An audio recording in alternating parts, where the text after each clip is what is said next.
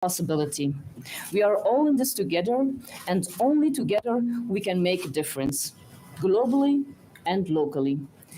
If the pandemic has proven us one thing, it is that only unity and international solidarity will enable us to successfully stop this pandemic. It has shown us once again that we are all interconnected.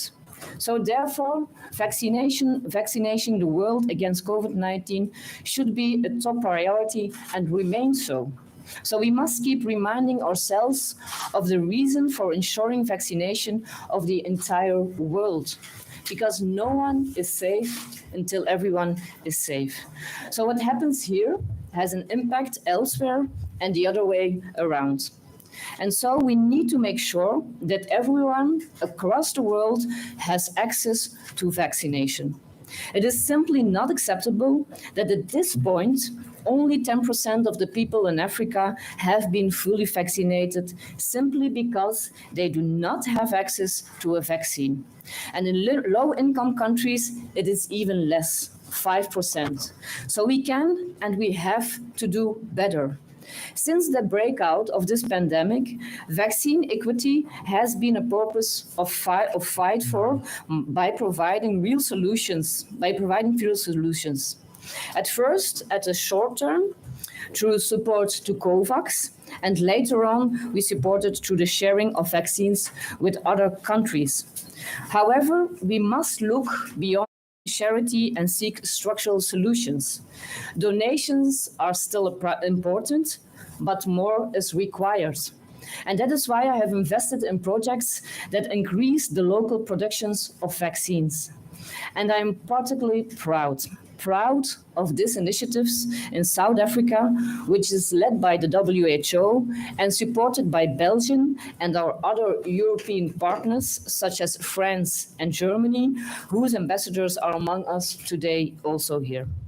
It should be the aim of this innovative mRNA breakthrough to help meet the current vaccine gap.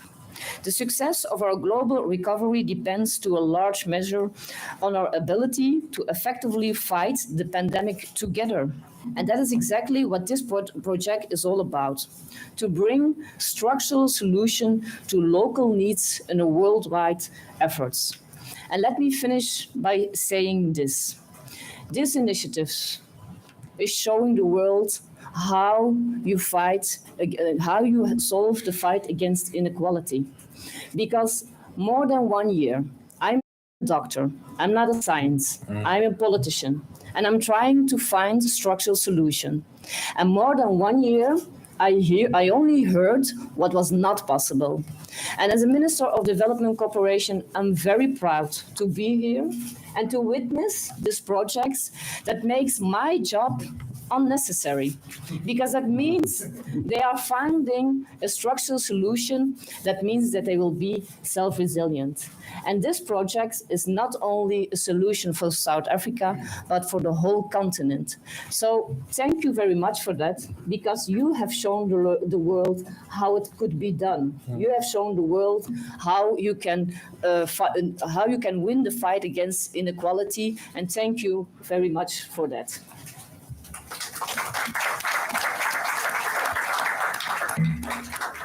Thank you very much, Minister Miriam Kitty. And our last contribution will come from Dr. Tedros Ghebreyesus, the DG of the World Health Organization. Over to you, sir.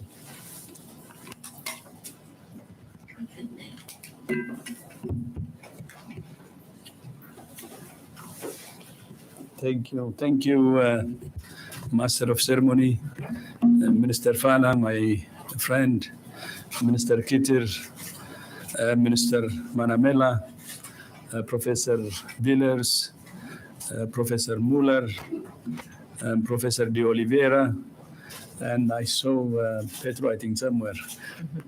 Professor Terblanche, and dear colleagues and friends, and of course, ambassadors here present. Good afternoon, and it's an honor to be here. 2 years ago, the world was still coming to grips with the spread of a new coronavirus, WHO did what only WHO can do. We convened hundreds of scientists from around the world to identify the most urgent priorities in research and development. Among them was the development of vaccines. Tomorrow marks the second anniversary of that first meeting convened by WHO. It's incredible to think that within a year of that meeting, the first vaccines were approved.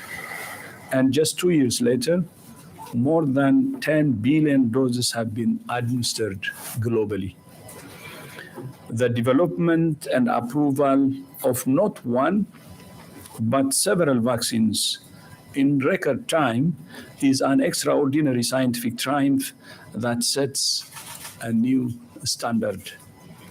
There can be no doubt that vaccines have saved countless lives, are helping to turn the tide on the pandemic. That's why we're meeting in person after a long jail, and are now giving many countries the confidence to relax restrictions. But as you know, this scientific triumph has been marred by vast inequities in access. More than half of the world's population is now fully vaccinated. And yet, 84% of the population of Africa is yet to receive a single dose. Much of this inequity has been driven by the fact that globally, vaccine production is concentrated in a few, mostly high-income countries. One of the most obvious lessons of the pandemic, therefore, is the urgent need to increase local production of vaccines, especially in low and middle-income countries. That's why, in April last year, WHO issued a call for expression of interests for establishing a technology transfer hub for mRNA vaccines. The turnout of applications was high, but South Africa was chosen as a hub for the mRNA because of several reasons. And the hub was established here in South Africa as a partnership between WHO, Afrigen Biologics, the Biologicals and Vaccines Institute of Southern Africa, or BioVec, the Southern African Medical Research Council, the Africa Centers for Disease Control and Prevention, and the Medicines Patent Pool. We very much appreciate the strong support for the hub from Belgium, Canada, the European Union, France, Germany, and Norway. And it's already producing results, with Afrigen's announcement last week that it has produced its own mRNA vaccine based on publicly available information about the composition of an existing vaccine. And when I met Petra this morning, I said, considering all the developments, I said our baby is in good hands and it will grow stronger. And it's a strategic solution for the problem that we're facing now. As you know, the mRNA technology is not just for COVID. It will be for malaria, TB, HIV, and the rest. It will be a game changer. And we expect this vaccine to be more suited to the context in which it will be used, with fewer storage constraints and at a lower price. The Medicines Patent Pool will manage the intellectual property and, where necessary, issue licenses to manufacturers. Once a vaccine has been successfully developed, other manufacturers from around the world will be able to produce the vaccine for national and regional use. By the way, many of the countries who have to serve as a hub will be now a spoke since South Africa is the hub, then others will be the spoke, and there will be a network of countries and institutions who will work together. We expect clinical trials to start in the fourth quarter of this year, with approval expected in 2024. Spokes in other countries, as I said earlier, receiving the technology should be able to receive approval shortly thereafter. And the spokes are almost in each and every region already. I congratulate Afrigen on this achievement, and WHO looks forward to supporting you as you take this vaccine candidate into clinical trials and beyond. And I congratulate South Africa on its leadership throughout the pandemic in hosting this mRNA technology transfer hub, in chairing the ACT Accelerator Facilitation Council, and in initiating a resolution at the World Trade Organization to temporarily suspend intellectual property rights for COVID-19 products. And President Ramaphosa's leadership was very clear, continentally and also globally through his leadership in the ACT Accelerator Facilitation Council. Indeed, if the owners of mRNA vaccine technology share them with the hub, we could expedite manufacturing, removing the need for large clinical trials and cutting development and approval time by at least 1 year. Once again, I congratulate all those involved in bringing the mRNA technology transfer hub to this point, and I look forward to its further development.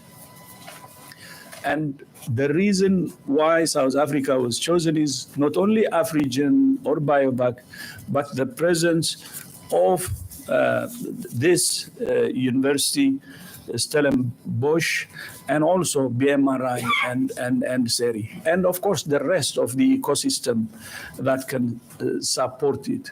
So we believe that this commitment or the capacity which we have in the country will make the project successful.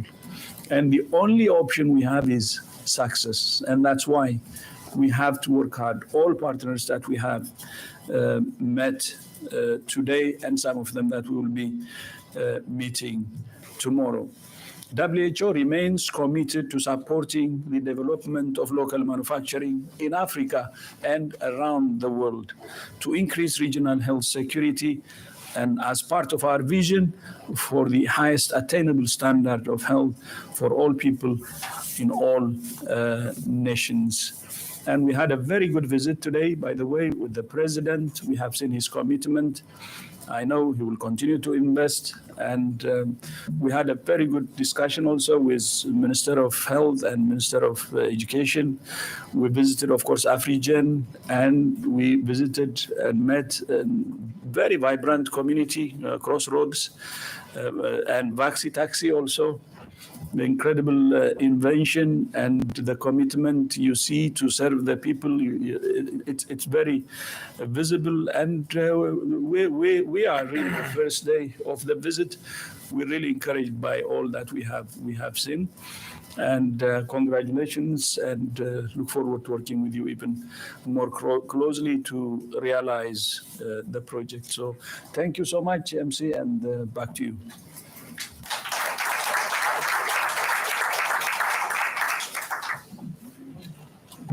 Thank you very much to all the speakers, and thanks, DG. So we'll now have an opportunity for the questions and answers. We will try and see if we can take 2 rounds. The DG and the minister arrived late last night. So if I still want to work for this government, I will have to make sure that they have some time to rest. So please allow us to take just 2 rounds. We hope that will be enough. So there's a hand here. Please indicate which media house you come from and indicate who the question is for. So let's start with 1, 2, 3, 4. Thank you. My question is 2 questions. The first is to DG Tita. DG, there's a big push from the EU side as well, working together with the African Union to operationalize the African Medicines Agency. How important is establishing a continental body such as this, and mirrored much on the EU's example? How important is that? Is the WHO actively involved in setting up this agency?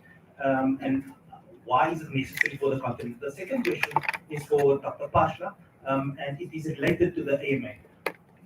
Africa, Nigeria, I think Kenya, all Ethiopia, all big economies, and I'm going to concentrate South Africa particularly now. You guys played a leading role, but you've not ratified the AMA treaty. Are you supportive of this? Why don't you ratify it? When will you ratify it? Thank you.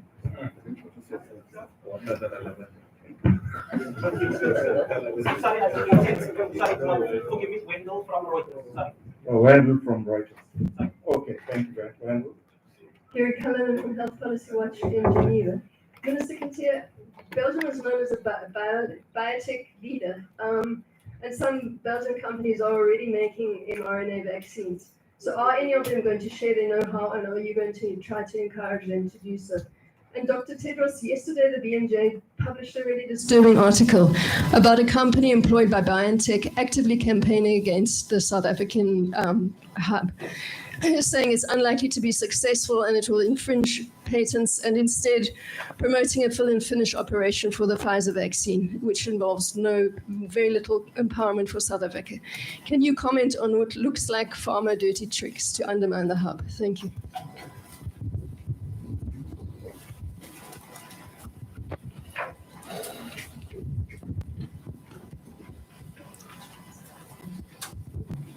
Good afternoon, Dr. Tedros. This question would be for you. What is the WHO position on the pandemic at the moment? Is it too early to say that it could be moved into an epidemic?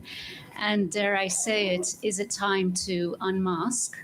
And then for the South African Minister of Health, I'd like to ask you, so Sinovac has been approved for adult use in South Africa.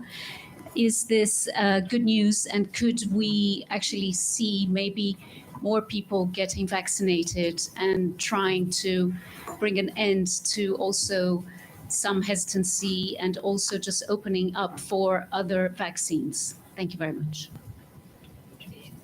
Oh, sorry, Julie Shire from CGTN, China Global Television. Thank you. And number 4, and then we'll try and respond and see if we still have. Lawal from Channels TV, Lagos, Nigeria. My question is for Dr. Tedros. We have seen along across the countries anti-vax people protesting. Are you not looking at it that the booster shots keep coming? When is the booster shot going to be a final thing that, okay, this is the last booster shot we are going to take for this pandemic? That's the first one. Secondly, most countries are now dropping the use of face mask. What is WHO stand on that? As most African countries look for direction from WHO. Thank you. All right. We will handle the question by asking either the minister or the DG. They are also accompanied by experts who may know the details of the question. So I'll leave up to the ministers and all the support they have brought for some of the questions. So maybe let's start with Minister Pashla on the question of the treaty, if you would like to do that. And then also the question about the response to the campaign against the hub, if you would like to do that. And then the third question is the Sinovac, and is it good news and is going to assist? And then after that, we'll move to the minister from Belgium, the 1 or 2 questions for her, especially the companies in Belgium that are also in the mRNA, Big Pharma, and what's their views on this work that is being proposed. And then we'll end with Dr. Tedros Ghebreyesus. There are a couple of questions from. So let's start with Minister Park. Thank you very much, DG, Program Director. We are fully in support of the African Medicines Agency. What is left is really just our processes, because we do have particular lengthy process in terms of approval of treaties. It's got to be processed through our parliamentary process and be approved.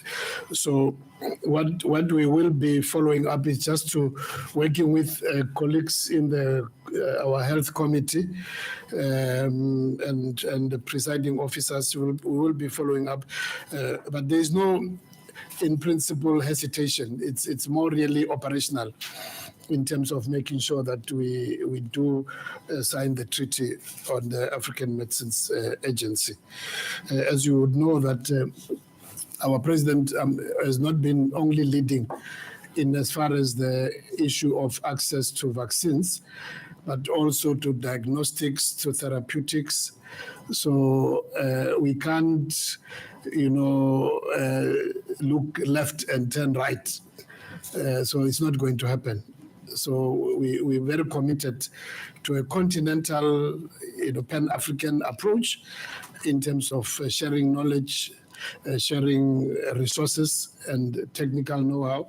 So we will be following up in terms of just making sure that this process is concluded up to our legislative processes. Program Director, I don't know whether you're saying I should also comment on the BioNTech issue. I'm sure the Minister will deal with that. Yes. From our side, I think it will really be quite worrying if a company with whom we already have good relations in terms of almost half of our vaccine stock is acquired from BioNTech. So if indeed we could verify that they have a particular view about us also accessing the technology and the know-how, I'm sure between ourselves and our colleagues in ACT Accelerator, we will be able, together with the WHO and Minister, the government of Belgium and other countries, Norway, who we work very closely. I'm sure we will be able to tackle that. We will not actually allow any private company to protect its interests by preventing others from accessing knowledge and know-how. The question of the Sinovac, yes, both Sinovac and recently Sinopharm from China have been approved by SAPRA. This just opens the way for more variety in terms of the number of vaccines which we can use. Hopefully, as you asked, whether there will be more people, hopefully, and more vaccines. But I think one should hasten to say from the government side, the reality, nevertheless, at this stage is that because of the way in which the other two, the J&J and the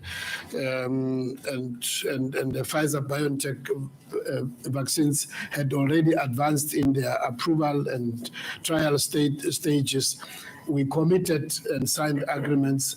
And at this stage, we still have sufficient stock for boosters, for new vaccinations. So it will take a while that we will be looking for, if it had come earlier, we would have diversified. As we remember, as I said, we started with AstraZeneca. But at this stage, we are happy to have a widespread of opportunities. I'm sure, as you would know, those who are in the business talk about the supply and demand. So if there are more suppliers, if there are more participants, hopefully as we move forward. I know there was a question which I am happy to leave to Dr. Tedros. about how many more boosters. But as it becomes clear that as the variants multiply, we need more, clearly somewhere down the line, even the stock which we have, once it's running lower, we will be able to then have a better, kind of variety of vaccines which we can access. I think those which could deal with program director will end there, and I'm happy to defer to DG and others to deal with the more difficult ones. Thanks very much. Thanks very much, Minister Patla. Minister Belgian, the issue of sharing with the big pharma. Thank you for your question. Voilà. Thank you for your question. The position of Belgium is clear. The vaccine should be a public good. And like I said, the discussion of the patent waiver, we are having this more than 2 years now, and we are not a step ahead. The only conclusion that we can say today that everyone is open for dialogue. So, but we are 2 years later, and we all invested public money to develop vaccines. So vaccines should be a public good, but after 2 years in a pandemic, and we are seeing that the discussion of the patent waiver are not moving. So we didn't sit still, and we went searching for another solution. And that doesn't mean that the discussion about the patent waive has to stop. I think it is something that has to go on. Never waste a good crisis. We have to learn from this. There are things that we didn't know, but there are also a lot of things that we know now. And I think we have to take lessons about it. So we are active in this discussion, but at the same time, as we see that is not progressing, we are searching other solutions. Like I said, we donated 11 million vaccines through COVAX, so that's one vaccine for each Belgian citizens. But like I said, I'm looking for a structural solution. For me, it's a kind of charity. It is a solution on short term, but it's better to do this than nothing. And at the same time, we have other companies like Universal. It's a company in Belgium who is also in contact with Afrigen, and they are working also in Senegal to help the countries with the local production, and they are sharing their know-how and their knowledge to produce local vaccines. And we are also investing with our BIO, our development bank. We have also the GNG, what is produced in South Africa is an investment with our development bank. But if we really want a structural solution, then I think that the thing that we visit today, that's in my eyes, a better solution than the patent waiver, because you make the country self-resilient, and there is a formula, and it is open. And does it mean that there will be no cooperation with the pharma? Yes, we have to work together. It is complementary, and this project shows what has to be done earlier, 2 years ago. But I'm happy that today we can say there is a solution and we are making some progress. Thank you very much, Minister. DG Tedros, over to you. Thank you. These are very important questions, maybe starting from Africa Medicines Agency. From the inception of the idea, I was Minister of Foreign Affairs actually at the time. I was very supportive because common platforms or continental institutions are important because there are many shared issues in our continent that has to be addressed through unison. So Africa Medicines Agency is one. And this follows, by the way, the experience from the European Medicines Agency that helped actually in bringing the whole union together, even in reducing the funding or the amount of money they invest in individual approvals, because the common approval cuts costs at the country level approval that's done. But not only that, when you talk about medicines, you know about counterfeit, forged and poor quality, and each and every country cannot fight this. It's cross-border. So the African Medicines Agency can help fight this also. There are many things that I can outline in its benefits, but that's why WHO has been supporting the establishment of it, not only technically, but we even did something that we do rarely financially. Normally, we give technical support, but to African Medicines Agency, we provided, including financial support, and we helped also in pushing for the ratification. And I believe that this institution will be very, very important for the continent. I remember, and I was telling them a story earlier today, when I proposed Africa CDC in 2013 in Abuja. Some people laughed at me. I had good reason to recommend, but it may not be clear for some people or some countries. But now I see there is a continent-wide support to Africa CDC. But it took many years for many people to understand its benefits. So I see the same thing with Africa Medicines Agency, the same resistance and the same doubts and the same concerns. That I know Africa Medicines Agency will be as beneficial as Africa CDC. So I would like to use this opportunity actually to all countries who haven't ratified to ratify, speed up the establishment, strengthen it, and then it should go up and running to contribute to Africa's well-being and improvement in health conditions. So it's late, to be honest. It should have been done yesterday. And I encourage all countries to ratify and use the Africa Medicines Agency. But not only Africa Medicines Agency, you have Africa CDC, and you have also partnership for vaccine manufacturing in Africa, PMVA. And there is a need also for other continental institutions. So I think we need to identify and establish the continental institutions that can bring us all together, because there are individual issues, but there are also shared issues. The world is now becoming more interdependent, more intertwined. So that's why the continental and global institutions are more important than before.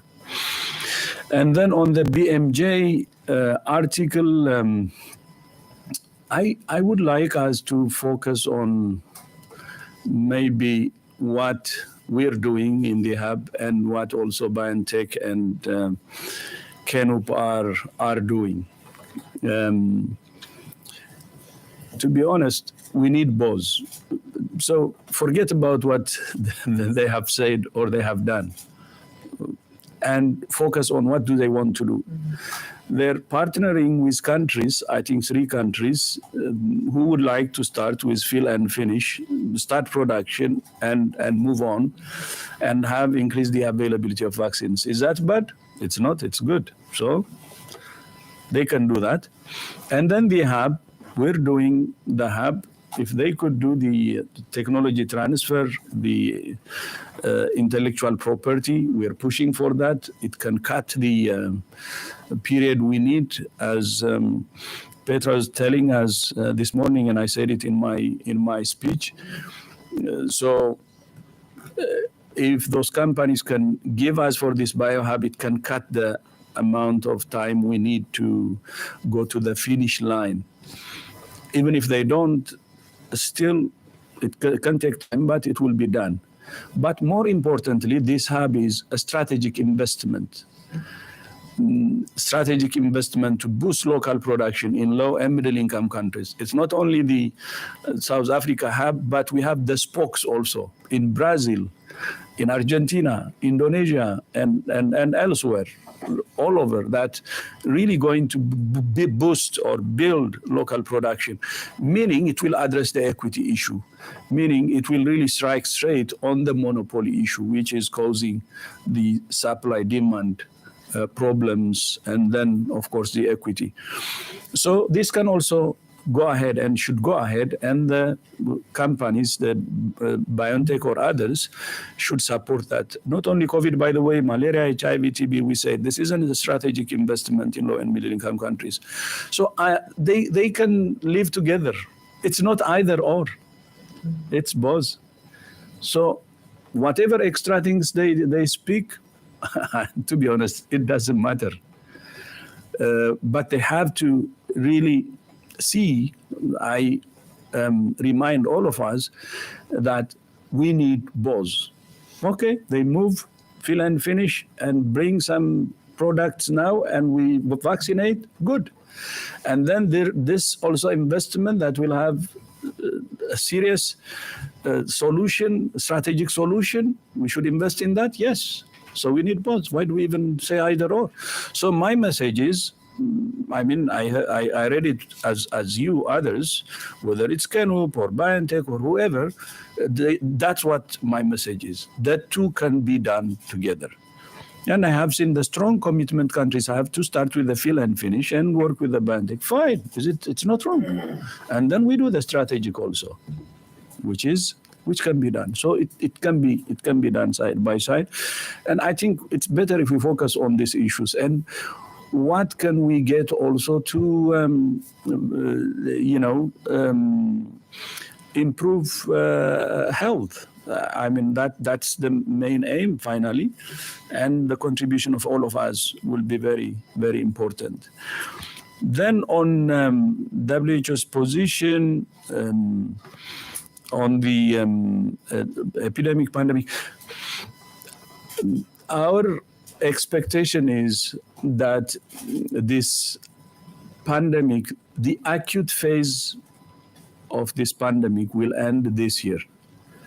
Of course, with one condition, meaning the 70% vaccination by mid this year, around June, July. So if that can be done, the acute phase can really end, and that's what we're expecting. It's in our hands, and that's why we were saying it's not a matter of chance; it's a matter of choice. So if the world wants to end it, it has the means to end it. If it wants to continue to be greedy and doesn't want to end it, then it will not end. That's the problem. So we will continue to play hide and seek with this virus, and the virus will have safe haven to, evolve. Then South Africa will not stop detecting. They have incredible system.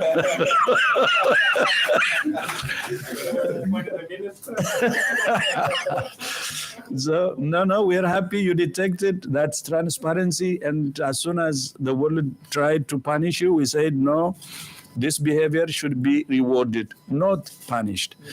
Identify variants, report immediately is a behavior that should be rewarded, not punished. And you have done really well. I think you followed the debate. The whole world, ultimately, slowly but surely, came to your side, saying South Africa has done the right thing and it has to be rewarded, not punished.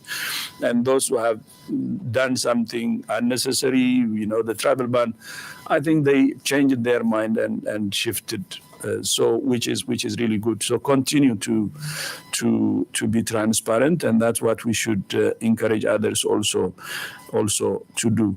But what I'm saying is the delay in our actions, or the delay in the 70% vaccination rate, will give the virus a chance. New variants may emerge, and then that's another problem. Then back to another wave. So I think we have now all the tools at hand, we have to deliver and finish, because the whole world is, to be honest, sick and tired.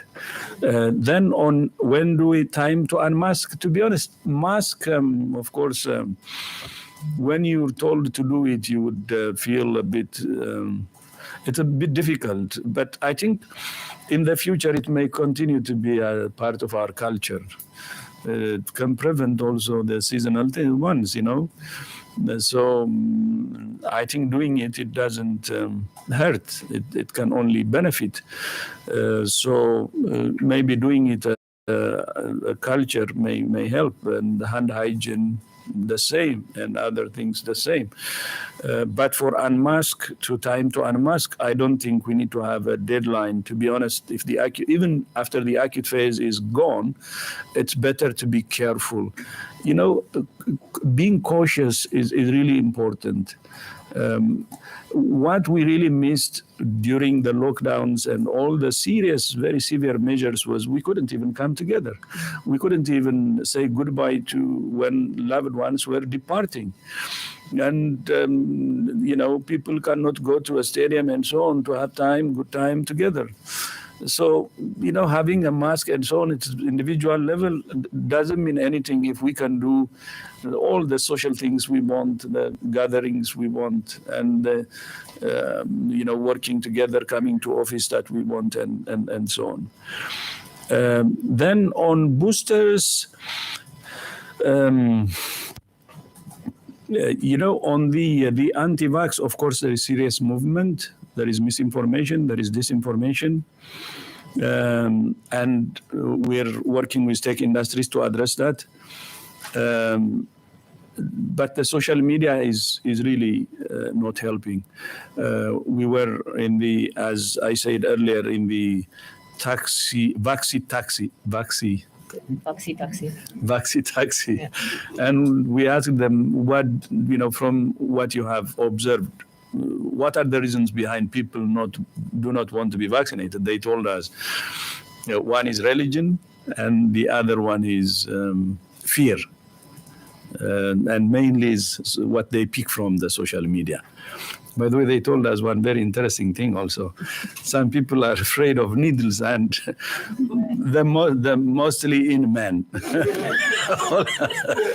So they don't like needles. So anyway, the reason I'm raising this is we have been discussing this issue also with the president.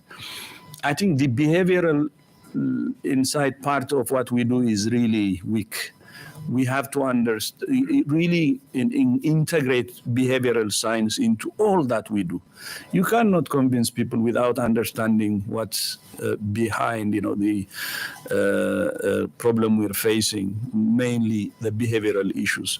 So we have already started in WHO, and we will build capacity in countries.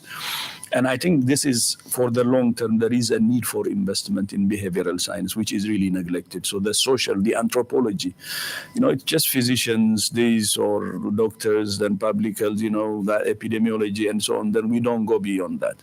But we need the social scientists, we need the anthropologists, we need the behavioral scientists. And I think that angle is less investment, and we need to have more investment to address. And this anti-vax can be defeated, I think, through that approach. On booster, our focus now is, of course, booster is important, but many countries we are now getting information. More than 70% of deaths are those who have not even vaccinated ones. And most of hospitalizations also the same. So we need to start with vaccinating the unvaccinated rather than boosting the already vaccinated, still missing out on a large population, unvaccinated, who don't want to be vaccinated because of several reasons. And there's some countries who are succeeding now in doing really house-to-house outreach and understanding the reasons, especially the senior citizens and people who have comorbidity and so on, and make sure that they're vaccinated. And when they do that, they see the number of cases and deaths really decoupling, because those who are vulnerable and who have a risk of severe disease and death, if they're vaccinated, I think the first, second rounds for them is more important than booster. Of course, then the booster comes, and the booster will be again for the vulnerable groups. How long does it continue with us? I think it depends on how the virus evolves. So it's very difficult to say. But what we're investing now with the BioHub, if the affordability of the vaccines continues, and then that will be an opportunity actually to boosters or follow-up vaccinations, because the affordability improves and the supply and demand problem is addressed. And that's why we're investing in South Africa as a hub, and also in spokes in many parts, many countries throughout the world. So sorry I took my time to go into some detail, but thank you so much. Just wanted to use the opportunity. Thank you very much to the responses to the question. I'm happy to take one question, and there's one question from the media, and then I'll have to unfortunately request my counterpart TG to close. Maybe if it's going to be brief, ma'am, let's take you and the lady at the back. I think it's Artie. Please, let's be brief now. Okay. Yeah. Valerie Harsh, Belgian Media. I have a question for Dr. Tedros. If you see now, you look back 2 years of the management of the pandemic, what are your main, if you have 3 regrets in the way it was managed? And one question specific.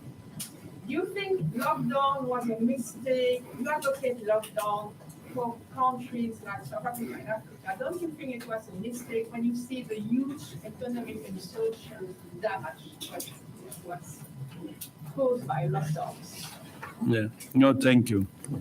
No, yeah, so maybe I will start from the last one.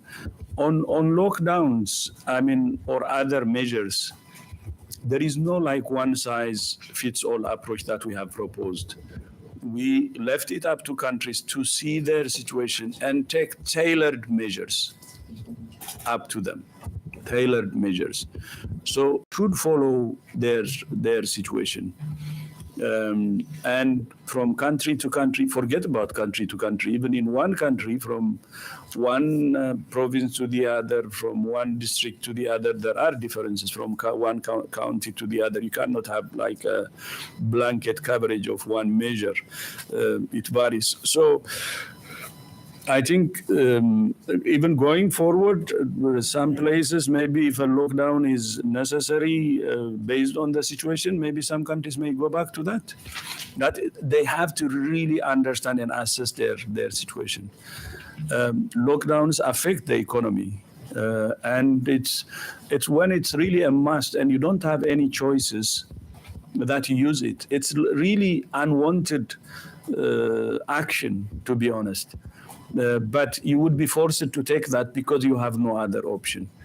Now, with vaccines, with all the tools we have, I don't think anyone is doing it, and I don't expect that lockdowns will happen because we have the tools. We know the virus very well. We know it better, and it's evolving also, and less severity and so on.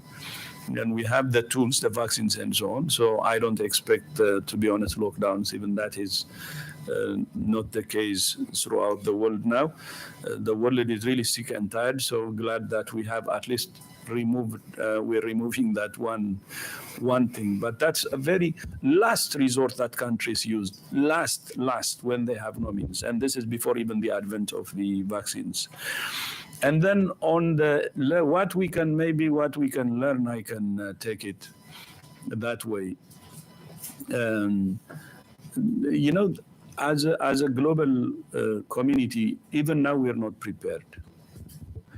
We're not ready for another pandemic. We have learned a lot, relatively better off, but still I would say we're not prepared. And one of the problems from the start was, even in high-income countries, the investment in cutting-edge technology, especially in medicine, was very, very high. And the world has really progressed a lot in terms of innovation. for high-tech medicine, medical interventions, even robotics and so on. While investment in very simple public health ABCs was really not there. I remember when Ebola, the first 2 years of my term, by the way, as WHO, we were fighting Ebola in DRC. It's North Kivu, for people who know it. It's an unstable area. More than 18 armed groups operate, and we even lost 2 of our colleagues that were killed, and many other damages. But within that environment, we were contact tracing 25,000 people. While in a very high-income country, very developed, they couldn't even do contact tracing of some thousands, meaning the public health was neglected. It's not because they don't have capacity, but the lack of attention. So I think this should be a revival of public health, the simple things that should be done, starting from surveillance, of course, you should start preparedness, the surveillance, early detection, response, and the whole force, the whole army unit for that should be in place. So I think that's one area where I think need some progress. And the second is, we don't have still rule of game or an agreement or treaty, if you like.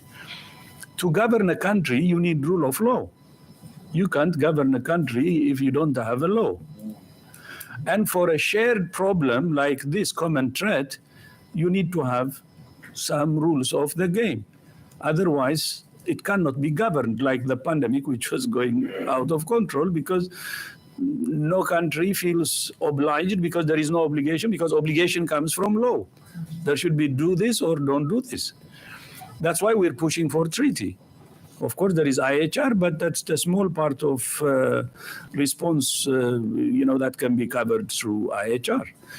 So I think we need to have a law also that governs so that we don't have another anarchy, to be honest. And, the world, when there is a common threat, responds in a very predictable way.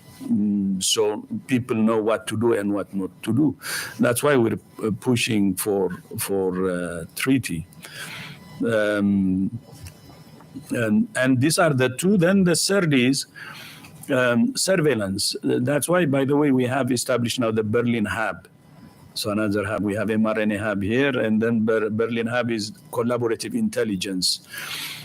We mainly depend on a few nodes globally, like maybe government information and so on in terms of surveillance. But we need to bring all institutions together, and there should be collaborative intelligence, and the genomic and so on also will be part of it. And all information should really be taken seriously, and it starts from, by the way, that collaborative intelligence to protect the world.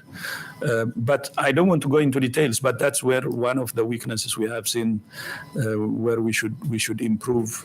And I can go on and on in other areas, but I think these are the three.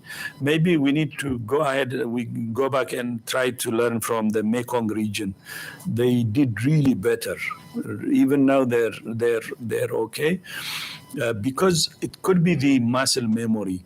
They had the SARS experience, and they responded quickly. So I hope the world has a muscle memory now, and it will respond in a better way, but still documenting that experience and learning from this, and using that for the future will be very important. I mean, these are the three I can say. But one story I would like to share with you is on what happened when we first heard. Maybe stories that nobody says, but stories that can inspire, and that inspired me and even gave me energy in the initial stage. The Wuhan municipality posted a report in its website saying there is a new disease. And then our Beijing office detected that. And then we were told, and then passed it over to our regional office through that to our headquarters.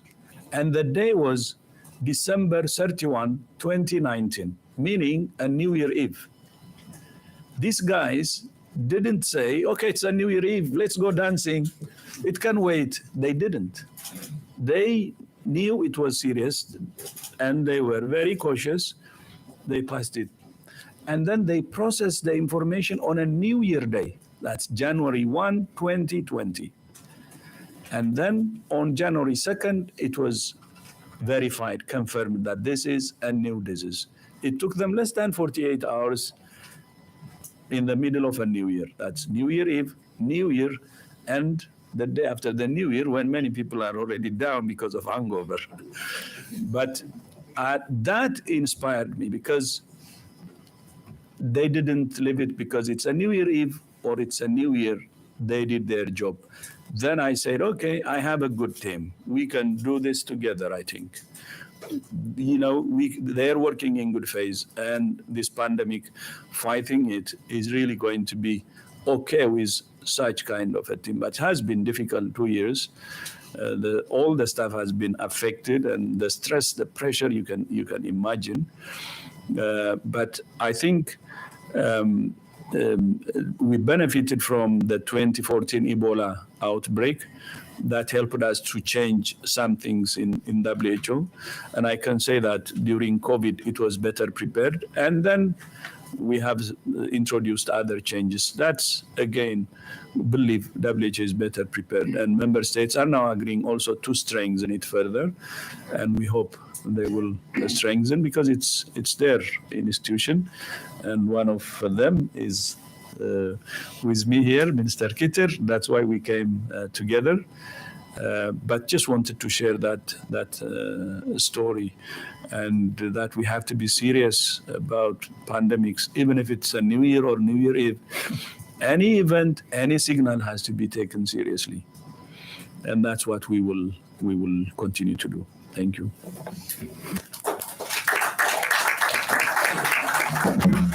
Ladies and gentlemen, I'm sure you'll agree with me that we can continue for the whole evening on this subject.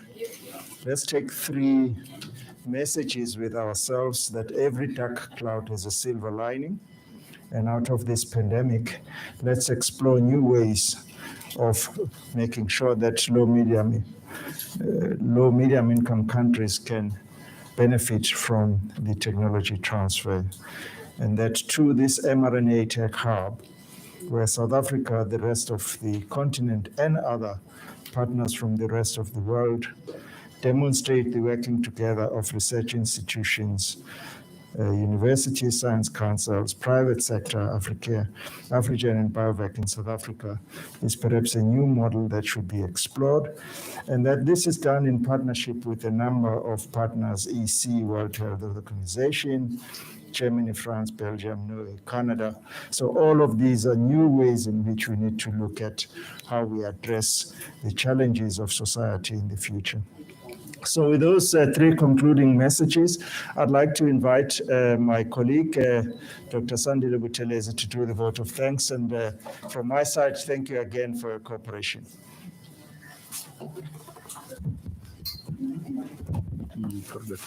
Thank you very much, my colleague, Dr. Mjagat, DG for DSI.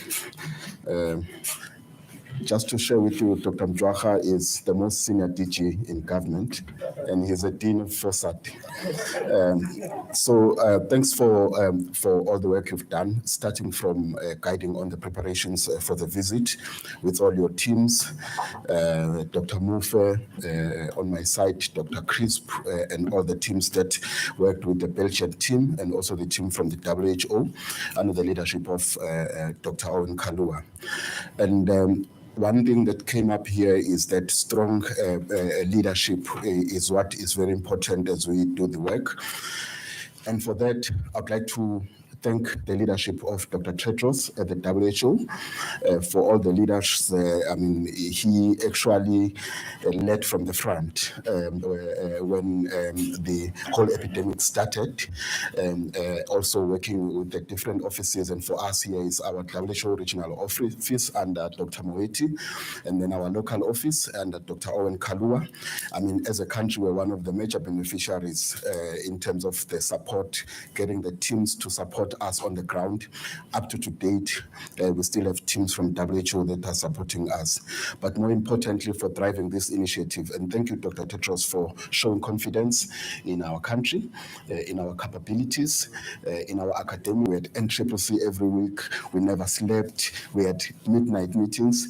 Actually, as I'm looking at Glenda now, when we're talking about, when my minister mentioned the issue of AstraZeneca, when we got the bad news after that press release on Novavax and the AstraZeneca by the team of Shapir Mati and them, Glenda said, wait, I think there's something we can do. She phoned the former minister, and the same night we met Dr. Stoffels to discuss the program of how to actually save the situation of that AstraZeneca. And I can tell you the team led by Glenda and working with Linda Gale Baker and the other scientists worked on the protocols, we worked on the budgets, and I know when we and the stocks were moved over all to the central point, we were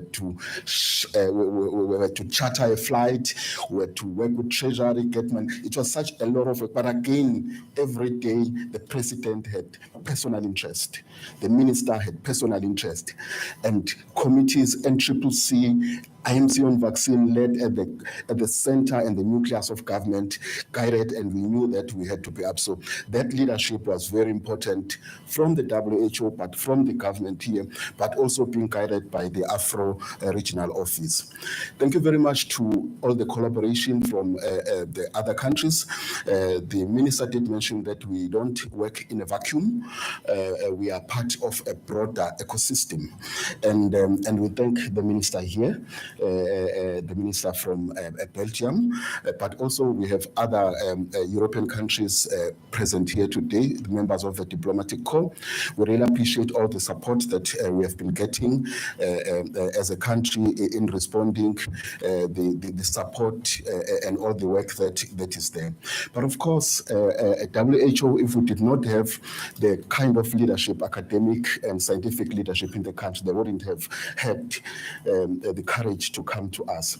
Let me thank our host here, Professor De Villiers, other professors here, my friend Tulio. He didn't tell me that he was leaving KZN until I met him here, but anyway, he's still part of the team. I mean, we had to wake him up at night and sometimes to come and present, because I mean, this thing is presenting that this protein spike is like this, and then this is like that. So we had said, look, come and tell the president, we're not going to be able to explain this.